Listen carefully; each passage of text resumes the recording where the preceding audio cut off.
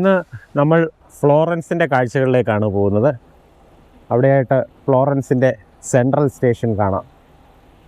Santa Mariya എന്നാണ് പറയുന്നത്. Florence തീർച്ചയായിട്ടും ഇറ്റലിയിലെ one of the most famous അല്ലെങ്കിൽ നോട്ടബിളായിട്ടുള്ള ഒരു സിറ്റിയാണ്. എന്തിൻ്റെ കാര്യത്തിൽ? ചരിത്രപരമായി. റിനൈസൻസ് എന്ന ഒരു വാക്ക് കേൾക്കാത്തവർ ഉണ്ടാവില്ല. കലയുടെയും ശാസ്ത്രത്തിൻ്റെയും ഒക്കെ ഒരു നവോത്ഥാനം 13-ാം നൂറ്റാണ്ടിന് മുമ്പ് ഉള്ള കാലം, അല്ലെ 13-ാം നൂറ്റാണ്ട് വരെയുള്ള കാലം മിഡീവൽ പീരീഡ് എന്നാണ് പറയുന്നത്. ഇരുണ്ട കാലഘട്ടമെന്നാണ് ചരിത്രത്തിൽ അതിനെ അടയാളപ്പെടുത്തിയിരിക്കുന്നത്. കാരണം ആ കാലഘട്ടങ്ങളിലൊക്കെ മനുഷ്യൻ അന്ധവിശ്വാസത്തിലും അനാചാരങ്ങളിലും ഒക്കെ മുഴുകി, പ്രത്യേകിച്ച് യൂറോപ്പിൽ കലാ സാഹിത്യ ശാസ്ത്ര രംഗത്തെല്ലാം വളരെയധികം പുറകോട്ട് പോയൊരു കാലഘട്ടമാണ് ഡാർക്ക് ഏജസ് എന്ന് പറയുന്നത്. അപ്പോൾ അതിന് ഒരു മാറ്റം വരുന്നത് റിനൈസൻസോട് കൂടിയാണ്. റിനൈസൻസ് എങ്ങനെ പെട്ടെന്നുണ്ടായി എന്ന് ചോദിച്ചു കഴിഞ്ഞ് കഴിഞ്ഞാൽ 1453 നമുക്കറിയാം ബൈസൻറ്റൈൻ സാമ്രാജ്യം തകരുകയാണ്. അതിനു മുമ്പേ റോമാ സാമ്രാജ്യം തകർന്നു. വെസ്റ്റേൺ റോമാ സാമ്രാജ്യമുണ്ട്, ഈസ്റ്റേൺ റോമാ സാമ്രാജ്യമുണ്ട്. അപ്പോൾ വെസ്റ്റേൺ റോമാ സാമ്രാജ്യം നേരത്തെ ഛിന്ന ഭിന്നമായി. അതുകൊണ്ടാണ് ഇരുണ്ട കാലഘട്ടം എന്ന നിലയ്ക്ക് യൂറോപ്പ് കഴിഞ്ഞിരുന്നത്. പിന്നീട് ഈസ്റ്റേൺ റോമാ സാമ്രാജ്യം മാത്രമാണ്, ബൈസൻറ്റൈൻ മാത്രമാണ് നിലനിന്നിരുന്നത്. അവിടെ ടർക്കി കേന്ദ്രമാക്കി, ഇസ്താൻബുൾ കേന്ദ്രമാക്കി കുറച്ചൊക്കെ കലാപ്രവർത്തനങ്ങളും ഒക്കെ നടന്നു വന്നിരുന്നു. എങ്കിലും പൊതുവെ യൂറോപ്പ് ഇരുളടഞ്ഞ കാലഘട്ടത്തിലായിരുന്നു. അപ്പോൾ കോൺസ്റ്റാന്റിനോപ്പിൾ തുർക്കികൾ കീഴടക്കിയതോടുകൂടി അവിടെ ഉണ്ടായിരുന്ന ഗ്രീക്കുകാരും ശാസ്ത്രജ്ഞരായിട്ടുള്ളവരും ആർട്ടിസ്റ്റുകളും ഒക്കെ പലരും യൂറോപ്പിലോട്ട് പലായനം ചെയ്യുകയുണ്ടായി. അതാണ് യഥാർത്ഥത്തിൽ പെട്ടെന്ന് ഈ 14-ാം നൂറ്റാണ്ടിൽ റിനൈസൻസിന് യൂറോപ്പിൽ തുടക്കം കുറിക്കാൻ കാരണമായതെന്ന് വേണമെങ്കിൽ പറയാം. അങ്ങനെ ഫ്ലോറൻസ് എന്ന പട്ടണമാണ്, ഈ പട്ടണമാണ് റിനൈസൻസിൻ്റെ ഈറ്റില്ലം എന്ന് പറയാവുന്നത്. അതിന് കാരണമുണ്ട്. കാരണം എന്താണെന്ന് ചോദിച്ചു കഴിഞ്ഞ് കഴിഞ്ഞാൽ, ഈ ഫ്ലോറൻസ് എന്ന് പറയുന്ന ഈ ചെറിയ പട്ടണത്തിലാണ് ആ കാലഘട്ടത്തിൽ എന്ന് മാത്രമല്ല എല്ലാ കാലഘട്ടത്തിലെയും ഏറ്റവും അറിയപ്പെടുന്ന പ്രമുഖരായ ആർട്ടിസ്റ്റുകളും സയൻറ്റിസ്റ്റുകളും ഒക്കെ ഉടലെടുത്തത്, അല്ലെങ്കിൽ അവരുടെ പ്രഭാവം ലോകം തിരിച്ചറിഞ്ഞത്. കുറച്ച് പേരുകൾ പറഞ്ഞാൽ നിങ്ങൾക്കറിയാം. ലിയോനാർഡോ ഡാവിഞ്ചി, മൈക്കലാഞ്ചലോ, ഡൊണാറ്റെല്ലോ, ബോട്ടിച്ചെല്ലി, അങ്ങനെ എത്രയെത്ര ഉന്നതരായ കലാകാരന്മാർ. ലിയോനാർഡോ ഡാവിഞ്ചിയെ പോലെയുള്ള ഇൻവെൻറ്റർ, ആർട്ടിസ്റ്റും ഇൻവെൻറ്ററും ഒക്കെയായിരുന്നു ബഹുമുഖ പ്രതിഭകൾ. ഇവരൊക്കെയാണ് ഈ റിനൈസൻസ് എന്ന് പറയുന്ന ഈ വലിയ പ്രസ്ഥാനത്തിന് അല്ലെങ്കിൽ നവോത്ഥാനത്തിന് തുടക്കം കുറിച്ചവർ. അവരുടെ കാൽപാദങ്ങൾ പതിഞ്ഞ മണ്ണാണിത്. അതുകൊണ്ട് തന്നെ ഫ്ലോറൻസ് വളരെ വളരെ ഇമ്പോർട്ടൻ്റ് ആണ്, especially in terms of art, culture and science. ഇതിനൊക്കെ പുറകിലൊരു ശക്തി ഉണ്ടാകുമല്ലോ. ആർട്ടിസ്റ്റുകളാണെങ്കിലും സയൻറ്റിസ്റ്റുകളൊക്കെ ആണെങ്കിലും വരുമ്പോൾ, അല്ലെങ്കിൽ അവർക്കൊക്കെ വളരണമെന്നുണ്ടെങ്കിൽ അതിന് പണം വേണം, അവരെയൊക്കെ പരിപോഷിപ്പിക്കാനായിട്ട് ആളുകൾ വേണം. അങ്ങനെ ഒരു ഫാമിലി ഉണ്ടായിരുന്നു ഇവിടെ. ആ ഫാമിലിയുടെ പേരാണ് മെഡിച്ചി ഫാമിലി. മെഡിച്ചി ഫാമിലി എന്ന് പറയുന്നത് ഈ ഫ്ലോറൻസ് കേന്ദ്രമാക്കി ജീവിച്ചിരുന്ന അല്ല നിലനിന്നിരുന്ന ഒരു പ്രമുഖ ഫാമിലി എന്നുള്ളതായിരുന്നു. പക്ഷേ കാലക്രമേണ അവരുടെ സമ്പത്തും കാര്യശേഷിയും കാര്യപ്രാപ്തിയും ഒക്കെ കൊണ്ട് പൊളിറ്റിക്സിലും ഒക്കെ അവർ മേൽക്കൈ നേടിയപ്പോൾ ഈ മെഡിച്ചി ഫാമിലി ഫ്ലോറൻസിനെ മാത്രമല്ല ഇറ്റലിയെ മൊത്തത്തിൽ ഇൻഫ്ലുവൻസ് ചെയ്തു എന്ന് പറയാം. അവർക്കൊരു ഗുണമുണ്ടായിരുന്നു. അവർ എക്കാലവും ആർട്ടിൻ്റെയും സയൻസിൻ്റെയും ഒക്കെ എന്താ പറയുന്നത് പാട്രൻസ് ആയിരുന്നു. യഥാർത്ഥത്തിൽ അവർ കാരണമാണ് റിനൈസൻസ് ഉണ്ടായതെന്നും കൂടെ പറയാം. അവരാണ് മൈക്കലാഞ്ചലോയും ബോട്ടിച്ചെല്ലിയും അതുപോലെയുള്ള ഒരുപാട് ആർട്ടിസ്റ്റുകൾക്ക് എല്ലാവിധത്തിലുള്ള സപ്പോർട്ടും നൽകിയത്. അങ്ങനെ ഒരുപാട് പെയിൻറ്റിങ്സുകളും ആർട്ട് വർക്കുകളും എല്ലാം ഫ്ലോറൻസ് എന്ന പട്ടണം നമ്മുടെ ചരിത്രത്തിൽ ഇടം നേടിയത് അതുകൊണ്ടാണ്. അപ്പോൾ നമ്മൾ ആദ്യം പോകേണ്ടത് എവിടേക്കാണ്? മെഡിച്ചി ഫാമിലിയുടെ കാഴ്ചകളിലേക്ക്. മെഡിച്ചി ഫാമിലി അവർ ഇവിടെ റൂളേഴ്സായിരുന്നു ഒരു കാലഘട്ടത്തിൽ. മെഡിച്ചി ബാങ്ക് ഉണ്ടായിരുന്നു. ജിയോവാനി എന്ന് പറയുന്ന ഒരു മെഡിച്ചി ഫാമിലിയിലെ മെമ്പർ തുടങ്ങിയ ബാങ്ക്, അതാണ് ലോകത്തിലെ തന്നെ യൂറോപ്പിലെ ആദ്യത്തെ ബാങ്ക് എന്നൊക്കെ പറയാം. അത്രയ്ക്ക് വലിയ സാമ്പത്തികമായൊക്കെ ഔന്നത്യം പ്രാപിച്ച ആൾക്കാരായിരുന്നു. മെഡിച്ചി ഫാമിലിയിലെ പ്രമുഖരായ വ്യക്തികൾ, റൂളേഴ്സായിരുന്നവർ, അവരെയൊക്കെ അടക്കിയിട്ടുള്ള ഒരു പ്രത്യേക ചാപ്പൽ, അവരുടെ തന്നെ ഒരു ചാപ്പലുണ്ട്. അതിന് പറയുന്നത് മെഡിച്ചി ചാപ്പൽ എന്നാണ്. അപ്പോൾ ആദ്യം നമ്മൾ മെഡിച്ചി ചാപ്പലിലെ കാഴ്ചകളിൽ നിന്ന് തുടങ്ങാം. അങ്ങനെ നമ്മൾ മെഡിച്ചി ഫാമിലിയെ പറ്റി കൂടുതൽ അറിയും, ഫ്ലോറൻസിനെ പറ്റി മൊത്തത്തിൽ മനസ്സിലാക്കും, മൈക്കലാഞ്ചലോയെയും ലിയാനോഡോ ഡാ വിഞ്ചിയെയും ബോട്ടിച്ചെല്ലിയും ഒക്കെ ഇന്ന് പരിചയപ്പെടാൻ പോവുകയാണ്. അപ്പോൾ പോരിയല്ലേ? അങ്ങനെ നമ്മൾ നടന്നെത്തിയിരിക്കുന്നത് മെഡിച്ചി ചാപ്പലിൻ്റെ മുമ്പിലാണ്.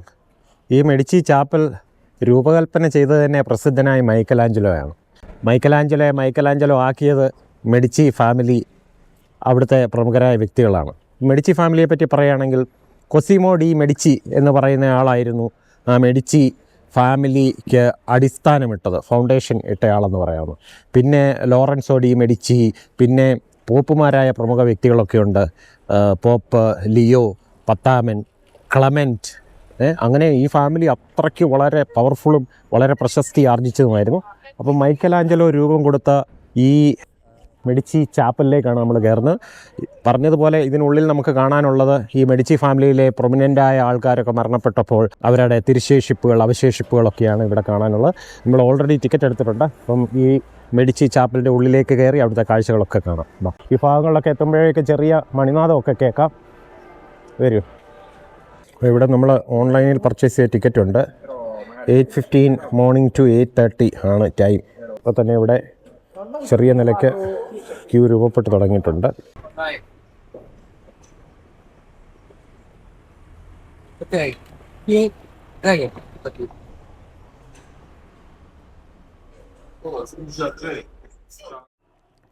ഇപ്പോൾ മെഡിച്ചി ചാപ്പലിലേക്ക് ആദ്യം കയറി വരുമ്പോൾ തന്നെ കുറേ റെലിക്സുകൾ, അതായത് പല സെയിൻറ്റുമാരുടെയും റെലിക്സുകൾ സൂക്ഷിച്ചിരിക്കുന്ന ഒരു ഭാഗം കാണാം.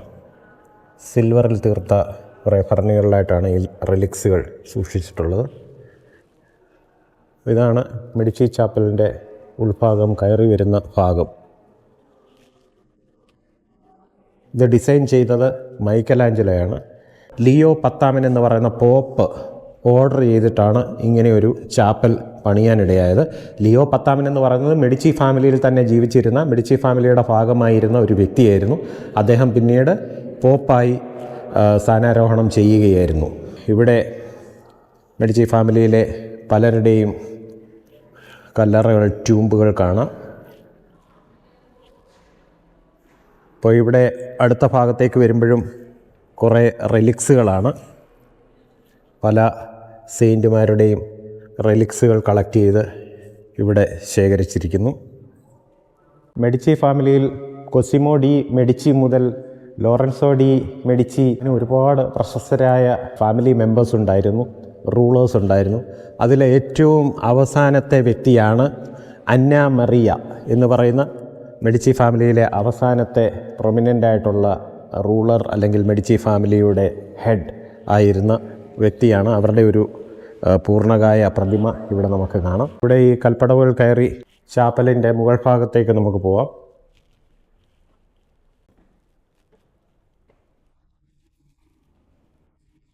ഈ ഭാഗത്തിനാണ് ചാപ്പൽ ഡി പ്രിൻസിപ്പി എന്ന് പറയുന്നത്. ഈ മെഡിച്ചി ചാപ്പലിലേക്ക് കയറി വരുമ്പോൾ ആദ്യം തന്നെ നമ്മളെ വരവേൽക്കുന്നത് ഈ മനോഹരമായ ഡോമിൻ്റെ കാഴ്ചകളാണ്. ഏകദേശം 60 മീറ്ററോളം ഹൈറ്റിലുള്ള ഒരു ഡോമാണിത്. ഇതിലുള്ള പെയിൻറ്റിങ്ങുകൾ നിങ്ങൾക്ക് കാണാം. അതിമനോഹരമായ പെയിൻറ്റിങ്ങുകളാണ് ഇത്. ഈ പെയിൻറ്റിങ്ങുകളിൽ നമ്മൾ കാണുന്നത് ബൈബിളിലെ പല നറേറ്റീവ്സ് നമുക്ക് കാണാം. പിയട്രോ ബെൻവെനോട്ടി എന്ന പ്രശസ്തനായ പെയിൻറ്ററാണ് ഈ ഡോമിലെ പെയിൻറ്റിങ്ങുകളൊക്കെ പൂർത്തിയാക്കിയിരിക്കുന്നത്. അപ്പോൾ ഇത് കഴിഞ്ഞ് കഴിഞ്ഞാൽ വിശാലമായ ഒരു ഹോളാണ് നമ്മളിവിടെ കാണുന്നത്, വലിയൊരു ഹോൾ. അപ്പോൾ ഈ ഹോളിൽ ആണ് കൊസിമോ ഒന്നാമൻ മുതലുള്ള പ്രശസ്തരുടെ കല്ലറകൾ ഉള്ളത്. വളരെ റെയറായിട്ടുള്ള മാർബിളും ഗ്രനൈറ്റും ഒക്കെയാണ് ഇവിടെ യൂസ് ചെയ്തിരിക്കുന്നത്. അപ്പോൾ ഇവിടെ ആദ്യമായി നമ്മൾ കാണുന്ന ഈ അൾത്താരയുടെ ഇടതുഭാഗത്തായി കാണുന്ന ഈ കല്ലറ, ഇതാണ് കൊസിമോ ഒന്നാമൻ്റേത്. നേരത്തെ പറഞ്ഞതുപോലെ ഈ കൊസിമോ 1 ആണ് ഈ ഫാമിലിക്ക് ഫൗണ്ടേഷൻ നൽകിയത്. അദ്ദേഹത്തിൻ്റെ കല്ലറയാണ് ഈ കാണുന്നത്. ഇതൊക്കെ സെമി പ്രഷ്യസ് സ്റ്റോൺസ് കൊണ്ടൊക്കെ അലങ്കരിച്ചിരിക്കുകയാണ്. അതുപോലെ ഈ കാണുന്ന മാർബിളുകളും ഗ്രാനൈറ്റുകളും ഒന്നും നമ്മൾ ഒരിക്കലും കണ്ടിട്ടില്ലാത്തവയാണ്. എത്ര ഗംഭീരമാണെന്ന് നോക്കുക. പിന്നെ നമുക്ക് പ്രമുഖ വ്യക്തികളായിട്ടുള്ള മറ്റു പലരുടെയും കല്ലറകൾ ഈ ഭാഗത്തായിട്ട് കാണാം. ഫ്രാൻസിസ്കോ അങ്ങനെ മുതലായ പലരുടെയും പ്രഷ്യസ് സെമി പ്രഷ്യസ് സ്റ്റോൺസും ഒക്കെയാണ്. കണ്ടില്ലേ? റയറസ്റ്റ് ഓഫ് ദ റയറസ്റ്റ് എന്ന് പറയാവുന്ന മാർബിളുകളും ഗ്രാനൈറ്റും ഒക്കെയാണ്. ജാസ്പർ മുതലായ സെമി പ്രഷ്യസ് സ്റ്റോൺസും ഒക്കെയാണ് ഇവിടെ. ഇതായിരുന്നു അവരുടെ രൂപം എന്ന് പറഞ്ഞത്. ഫെർഡിനാൻഡ് എന്ന് പറയുന്ന കൊസിമോ ഫാമിലി അല്ലെങ്കിൽ മെഡിച്ചി ഫാമിലിയിലെ മറ്റൊരാളുടെ കല്ലറയാണ്, ട്യൂമ്പാണ്. അപ്പോൾ ഈ കാഴ്ചകളൊക്കെ നമ്മൾ കാണുമ്പോൾ ആലോചിക്കുക, ഈ വർക്കുകളൊക്കെ എത്രയോ ഗ്രാൻഡിയറായിട്ടുള്ള വർക്കുകളാണ് ഇവിടേക്കുള്ള പെയിൻറ്റിങ്ങുകളും ഒക്കെ. അപ്പോൾ മെഡിച്ചി ഫാമിലി ഈ ആർട്ടിനും ഇതുപോലെയുള്ള കാര്യങ്ങൾക്കും വേണ്ടിയൊക്കെ വളരെ വലിയ രീതിയിലാണ് കൈയയച്ച് സഹായിച്ചിരുന്നത് എന്നുള്ളത് വ്യക്തമാണ്. മെഡിച്ചി ഫാമിലിയിലെ ഏറ്റവും പ്രമുഖനായ ഒരു വ്യക്തിയായിരുന്നു ലോറൻസോ ഡി മെഡിച്ചി. അപ്പോൾ അദ്ദേഹത്തിൻ്റെ ഖബറിടമാണ് ഇവിടെ. ഇത് മൈക്കലാഞ്ചലോ സ്പെഷ്യലായി ഡിസൈൻ ചെയ്തതാണ്. ഡസ്ക്, ഇത് ഡോൺ, അതായത് ഉദയവും അസ്തമയവും. അങ്ങനെയാണ് ഈ രണ്ട് സ്കൾപ്ചേഴ്സ് ഇവിടെ വന്നിരിക്കുന്നത്. ഇവിടെ ലോറൻസോ ഡി മെഡിച്ചിയുടെ ഖബറിടം, അദ്ദേഹത്തിൻ്റെ ഒരു സ്കൾപ്ചർ അതിൻ്റെ മുകളിലായിട്ട് വെച്ചിട്ടുണ്ട്. മനോഹരമായൊരു നിർമ്മിതി. ഇത് മൈക്കലാഞ്ചലോ സ്വന്തം കൈകൊണ്ട് നിർമ്മിച്ചെടുത്തതാണെന്ന് പറയുമ്പോഴാണ് അതിൻ്റെ ഒരു മൂല്യം എത്രയാണെന്ന് നമുക്ക് ഊഹിക്കാവുന്നതേ ഉള്ളൂ. ലൈഫ്, ഡെത്ത്, കാലം, ഇതാണ് ഇവിടെ ഡെപ്പിക്റ്റ് ചെയ്തിരിക്കുന്നത്. മൈക്കലാഞ്ചലോയുടെ ആ ഭാവന സൃഷ്ടിയുടെ അതിമനോഹരമായ ഒരു സൃഷ്ടി എന്ന് വേണമെങ്കിൽ പറയാം. അപ്പോൾ നമ്മളിപ്പോൾ നിൽക്കുന്നത് മെഡിച്ചി പാലസിൻ്റെ ഉള്ളിലാണ്. ഈ പാലസ് നിറയെ ആർട്ട് വർക്കുകളാണ്. ഞാൻ നേരത്തെ പറഞ്ഞതുപോലെ മൈക്കലാഞ്ചലോയൊക്കെ എടുത്തു വളർത്തി എന്ന് പറയുന്നത് പോലെയാണ് മെഡിച്ചി ഫാമിലിയും മൈക്കലാഞ്ചലോയും തമ്മിലൊക്കെയുള്ള ബന്ധം. അങ്ങനെ ഒരുപാട് ആർട്ടിസ്റ്റുകളുടെ അവരുടെ ഈ കലാ നൈപുണ്യത്തിനൊക്കെ വേദി ഒരുക്കുന്ന ഒരു സംഭവമായിട്ടാണ് നമുക്ക് ഈ പാലസിനെ കാണാൻ പറ്റുന്നത്. കാരണം ഇവിടെ അവർക്കെല്ലാം അവസരങ്ങൾ കൊടുത്തു. ഒരുപാട് സ്കൾപ്ചേഴ്സ്, ഒരുപാട് പെയിൻറ്റിങ്സുകൾ ഒക്കെ ചെയ്യാനായിട്ടുള്ള അവസരം കൊടുത്തു. അപ്പോൾ ഈ പോപ്പ് ലിയോ 10 എന്ന് പറയുന്ന ആ പോപ്പ് മെഡിച്ചി ഫാമിലിയിൽ നിന്ന് ഉള്ളയാളായിരുന്നു. അദ്ദേഹം ഓർഡർ ചെയ്തത് പ്രകാരം ഒരു വലിയൊരു സ്കൾപ്ചർ ഇവിടെ സ്ഥാപിച്ചിട്ടുണ്ട്. ഇപ്പം അങ്ങോട്ട് നോക്കിയാൽ കാണാം, അതിമനോഹരമായ ഒരു സ്കൾപ്ചർ. ഓർഫിയസ് എൻചാൻറ്റിങ് സെറിബ്രസ് എന്നാണ് ഇതിൻ്റെ പേര്. ഇത് ബാൻഡിനെല്ലി എന്ന് പറയുന്ന പ്രശസ്തനായ ആർട്ടിസ്റ്റാണ് ഇതിനെ രൂപകൽപ്പന ചെയ്തത്. അതിമനോഹരമായൊരു സ്കൾപ്ചർ കാണാം അല്ലേ? അപ്പോൾ നമ്മൾ മെഡിച്ചി പാലസിൻ്റെ കോർട്ട്യാർഡിനുള്ളിലാണ് നിൽക്കുന്നത്. അതിഗംഭീരമായ ഒരു കോർട്ട്യാർഡ് അല്ലേ? മൈക്കലോസോ എന്ന് പറയുന്ന പ്രമുഖനായ ആർട്ടിസ്റ്റാണ് ഈ കോർട്ട്യാർഡ് രൂപകൽപ്പന ചെയ്തത്. അപ്പോൾ ഈ കോർട്ട്യാർഡിൻ്റെ ചുറ്റുമായിട്ട് ഏകദേശം 300ഓളം സ്കൾപ്ചേഴ്സ് നമുക്ക് കാണാൻ സാധിക്കും. പല രൂപത്തിലും ഭാവത്തിലും ഉള്ള. അപ്പോൾ ഇതാണ് മെഡിച്ചി പാലസിൻ്റെ കോർട്ട്യാർഡ് എന്ന് പറയാവുന്നത്. അപ്പോൾ നമ്മൾ നിൽക്കുന്നത് എവിടെയാണെന്ന് ചോദിച്ചു കഴിഞ്ഞാൽ ഈ മെഡിച്ചി പാലസിൻ്റെ ഗാർഡനിലാണ്. ഈ ഗാർഡൻ ഒരു പ്രത്യേകതയുണ്ട്. കാരണം ഈ ഗാർഡൻ ഒരു കാലഘട്ടത്തിൽ മുഴുവൻ ഇതുപോലെയുള്ള സ്കൾപ്ചേഴ്സ് കൊണ്ടും വർക്കുകൾ കൊണ്ടും നിറച്ചിരിക്കുകയായിരുന്നു പറയാം. അപ്പോൾ മൈക്കലാഞ്ചലോ ഒക്കെ യഥാർത്ഥത്തിൽ ഇവിടെ ഉണ്ടായിരുന്ന ഈ പല സ്കൾപ്ചേഴ്സും കണ്ടാണ് ഈ ഒരു കലാരംഗത്തേക്ക് കടന്നു വരുന്നതെന്ന് പറയാം. കാരണം ഇതിൻ്റെയൊക്കെ ബാലപാഠം മൈക്കലാഞ്ചലോ പഠിക്കുന്നതും ഇതിനകത്ത് വലിയൊരു ശേഷി ഉണ്ടാക്കിയെടുക്കുന്നതുമൊക്കെ ഈ മെഡിച്ചി പാലസിൻ്റെ ഈ ഗാർഡനിൽ വന്ന് ഇവിടെയുള്ള ഒരുപാട് സ്കൾപ്ചേഴ്സും ഒക്കെ കണ്ട് അതിൽ നിന്ന് ഇൻസ്പിറേഷൻ ഉൾക്കൊണ്ടാണ് മൈക്കലാഞ്ചലോ എന്ന് പറയുന്ന വ്യക്തിയുടെ കലാബോധം അങ്ങനെ ഉണർന്നു വരുന്നതും അദ്ദേഹം ലോകം കണ്ടതിൽ വെച്ച് ഏറ്റവും വലിയൊരു സ്കൾപ്റ്ററായി മാറുന്നതിന് അവസരമൊരുക്കിയതും ഈ ഗാർഡനാണെന്ന് പറയാം. അപ്പോൾ ഇതാണ് പ്രശസ്തമായ മെഡിച്ചി പാലസിൻ്റെ ഗാർഡൻ. കണ്ടില്ലേ? ഈ കാലഘട്ടത്തിലും ഇത് മനോഹരമായിട്ട് സൂക്ഷിക്കുന്നു എന്നുള്ളത് വലിയ കാര്യമാണ്. അങ്ങനെ നമ്മൾ ഇനിയും കടന്നു വരുന്നത് റൂം 1, ദി മേജായ് ചാപ്പൽ.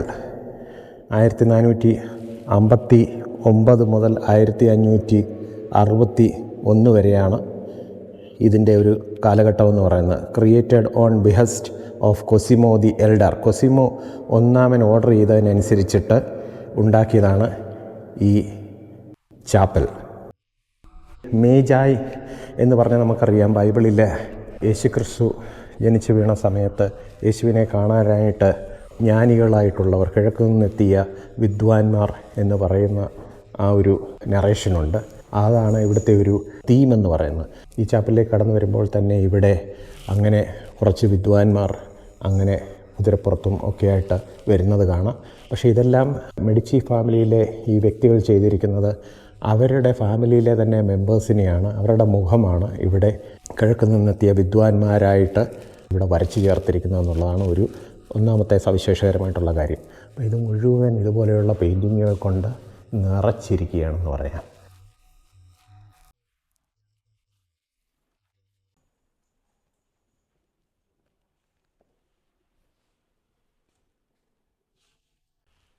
ഇവിടെ നമ്മൾ കാണുന്ന അഡോറേഷൻ ഇൻ ദി ഫോറസ്റ്റ് എന്ന് പറയുന്ന മനോഹരമായ പെയിൻറ്റിങ്ങാണ്. ഫിലിപ്പോ ലിപ്പിയുടെ അതിമനോഹരമായ പെയിൻറ്റിങ് നമുക്ക് കാണാം, അഡോറേഷൻ ഇൻ ദി ഫോറസ്റ്റ്. മെഡിച്ചി പാലസിൻ്റെ ഉൾഭാഗത്തുള്ള ഒരു വലിയ ഹോളിലേക്കാണ് നമ്മൾ നടന്നു വരുന്നത്. ഇവിടെ ഫർണിച്ചേഴ്സ്, അന്ന് ഉപയോഗിച്ചിരുന്ന കാർപ്പറ്റുകൾ, ഇതുപോലെയൊക്കെയുള്ള കാര്യങ്ങളാണ് ഡിസ്പ്ലേ ചെയ്തിരിക്കുന്നത്. വലിയ കാർപ്പറ്റുകളിലെ പെയിൻറ്റിങ്ങുകൾ നമുക്ക് കാണാം, അതിമനോഹരമായ ഒരുപാട് വർക്കുകൾ.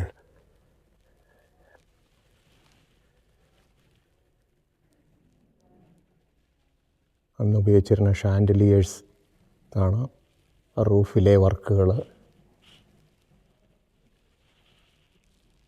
ഇപ്പോൾ നമ്മൾ കടന്നു വന്നിരിക്കുന്നത് ഈ പാലസിൻ്റെ മെയിനായിട്ടുള്ള ഒരു ഏരിയയാണ്, അതായത് ഗാലറി. ഈ ഗാലറിയിൽ ഒരുപാട് ആർട്ട് വർക്കുകൾ നമുക്ക് കാണാൻ സാധിക്കും. ഇവിടെ മുതൽ കണ്ടില്ലേ, ഇതൊക്കെയുള്ള ഓരോ സ്കൾപ്ചേഴ്സ്. പക്ഷേ ഇവിടുത്തെ ഏറ്റവും വലിയൊരു കാഴ്ചയെന്ന് പറയുന്നത് ലുഡോവിക്കോ എന്ന് പറയുന്ന പ്രശസ്തനായ പെയിൻറ്റർ, അദ്ദേഹം മെഡിച്ചി ഒന്നാമൻ്റെ, കൊസിമോ മെഡിച്ചിയുടെ ഒരു പൂർണ്ണകായ പെയിൻറ്റിങ് മനോഹരമായി പെയിൻറ്റ് ചെയ്തിട്ടുണ്ട്. അതിവിടെ ഇങ്ങനെ അവതരിപ്പിച്ചിട്ടുണ്ട്. അപ്പോൾ ഇതായിരുന്നു കൊസിമോ ഒന്നാമൻ, ഗ്രാൻഡ് ഡ്യൂക്ക്. മെഡിച്ചി ഫാമിലിയിലെ ആദ്യത്തെ ഗ്രാൻഡ് ഡ്യൂക്കായിരുന്നു ഇദ്ദേഹം. മനോഹരമായ രീതിയിലാണ് ഇവിടെ ഈ പെയിൻറ്റിങ് അവതരിപ്പിച്ചിരിക്കുന്നത്, കാണാമല്ലോ. ഒരു എണ്ണഛായാചിത്രമാണ്, ഓയിൽ പെയിൻറ്റിങ്. ഇവിടെ മറ്റു പല മാർബിളിൽ തീർത്ത പല ശില്പങ്ങളും നമുക്ക് കാണാൻ സാധിക്കും.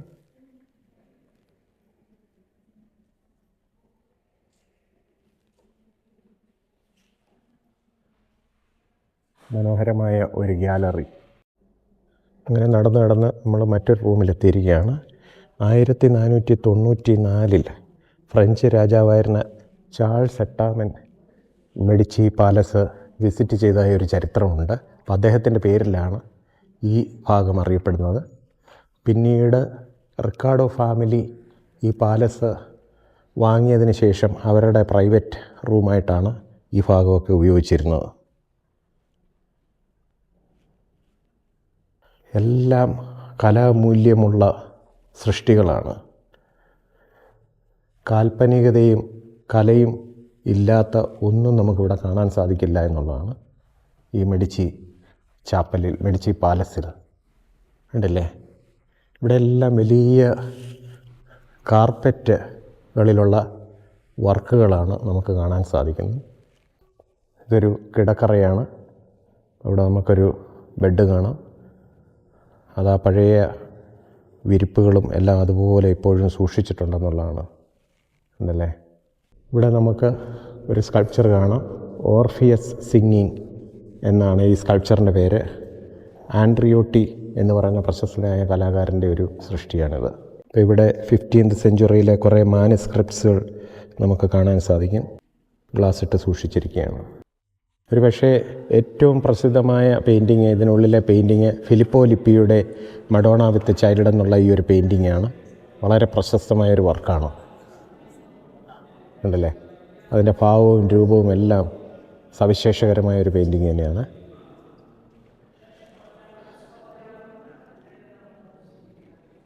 മെഡിച്ചി പാലസിൻ്റെ ഒരുപാട് വിശേഷങ്ങൾ കേട്ടു, കാഴ്ചകൾ കണ്ടു.